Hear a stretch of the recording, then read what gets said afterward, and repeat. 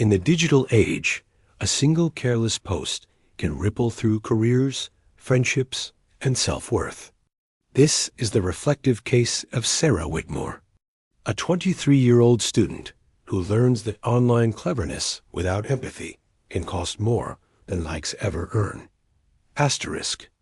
This study concerns a real-world scenario drawn from composite experiences of adult university students in modern London. It explores how humor at another person's expense becomes a question of ethics, identity, and professional growth. Sarah Whitmore, 23, was in her third year at a London university, majoring in English literature. Known for her quick wit and social media fluency, she often shared quips about campus life on her public feed. She thrived on digital validation, measuring confidence in emojis and metrics. Her mentor, Dr. Eleanor Grant, 45, served as both ethics instructor and student development counselor. She was respected for her calm voice, sharp intellect, and insistence that technology should never outrun conscience. Over the semester, she'd noticed Sarah's brilliance, but also her impatience with boundaries. The pivotal incident took place during a week when midterm stress and online trends collided. Asterisk. During a morning literature lecture, Sarah snapped a spontaneous photo of Professor Bennett, a senior lecturer in Victorian poetry, as he gestured toward the projector. His expression, captured mid-sentence, appeared unintentionally stern. Later that day, in a playful mood, she added a caption, 3 hours of this look, and I still don't know if he's quoting Tennyson or my Wi-Fi error message. She posted it publicly. Within an hour, the post spread through campus networks. Her peers laughed. The humor landed exactly as she intended, sarcastic and self-aware. But by evening, the university administration had received a complaint from Professor Bennett, who felt mocked and violated. Dr. Grant was assigned to mediate. The digital joke had become an ethics case study in real time.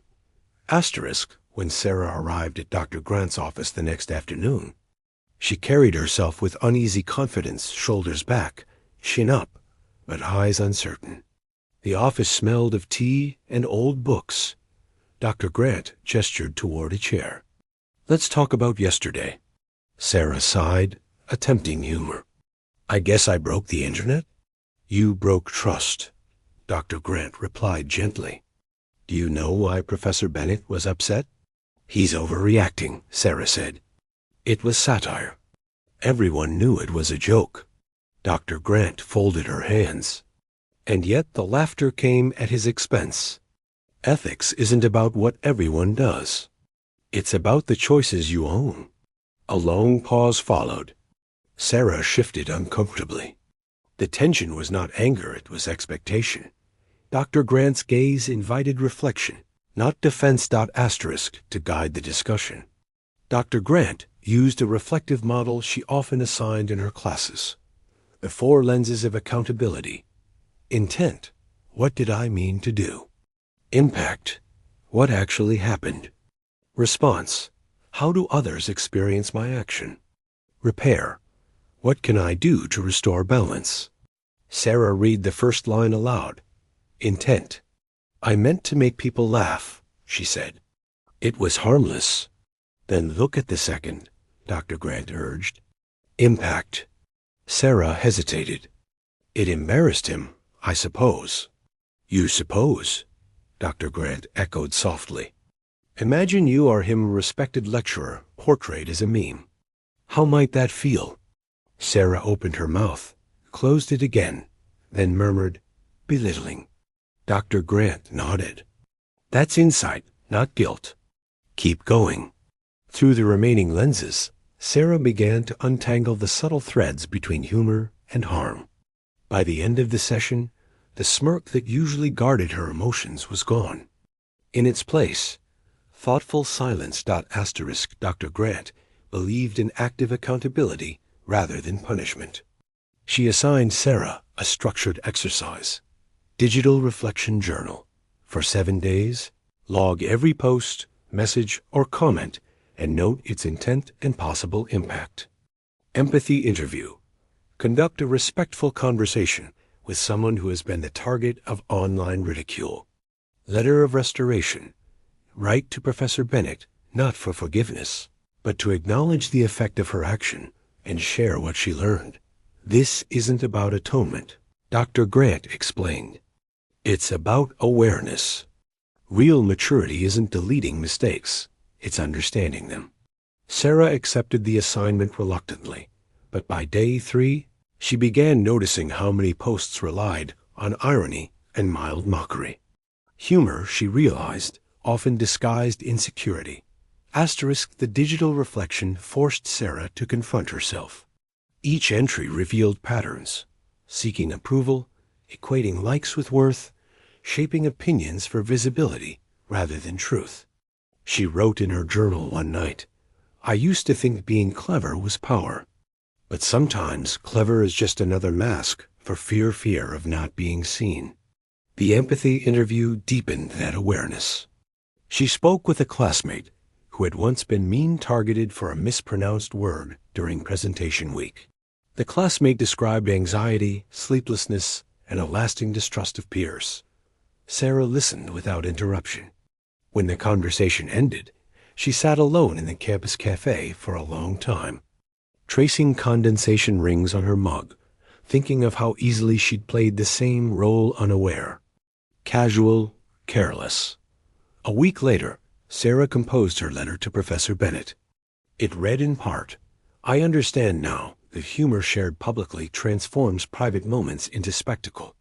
My intention was never cruelty, but intention doesn't erase consequence. You gave time and patience to our class, and I reduced that generosity to a punchline. I am genuinely sorry." She sent the letter, expecting nothing. The next day, Bennett replied briefly, acknowledged, "We all learn better by living through our missteps. Thank you for reflecting. It wasn't warm, but it was human, and that was enough. Dr. Grant scheduled a closing meeting. So, she began, "What did your 7-day reflection reveal?" "That the internet is louder than empathy," Sarah answered, half smiling. "And that my voice added to the noise." Dr. Grant nodded thoughtfully. "And what will you do differently?" Pause. Think about the person behind the post. Remember that visibility isn't virtue. That's growth, Dr. Grant said. True discipline is self-direction. The world doesn't need fewer jokes. It needs deeper empathy. They shared tea in quiet companionship. The office clock ticked. Outside, London's evening drizzle softened the sounds of the city. From a psychological perspective, Sarah's experience illustrates cognitive dissonance resolution. Initially, she justified the act through social normalization. Everyone does it. Confronted with evidence of harm, she experienced internal tension between self-image and reality. Through guided reflection, rather than punitive consequence, she realigned values with behavior. For educators and digital mentors, this case emphasizes 3 strategies: prompt reflection over reaction, shame isolates, curiosity connects, encourage restorative dialogue, ethical awareness grows in conversation, model digital citizenship. Authority figures teach accountability best through empathy, not reprimand. Months later, Sarah presented her final ethics project titled Humor, Power, and the Modern Meme. She analyzed how irony blurs empathy online. When she concluded, Professor Bennett applauded quietly from the back of the hall.